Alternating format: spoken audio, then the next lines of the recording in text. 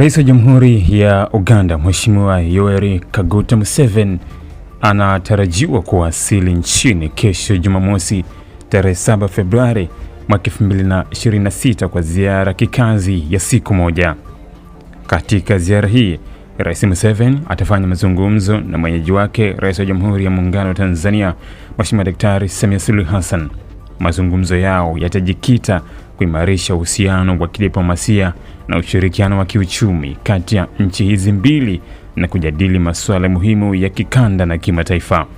Miongoni mwa masuala yatakayozungumziwa pia ni suala la nishati, hususan mradi wa bomba la mafuta ghafi Afrika Mashariki ambao unatarajiwa kuleta manufaa makubwa kwa nchi zote mbili na kanda kwa ujumla.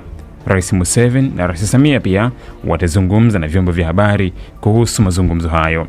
Ziara hii inakuja wakati ambapo nchi zote mbili zinaendelea kuimarisha ushirikiano wao katika nyanja mbalimbali, ikiwa ni pamoja na biashara, usalama na miundombinu. Rais Museveni anatarajiwa kuondoka nchini baada ya kumalizika kwa ziara hiyo.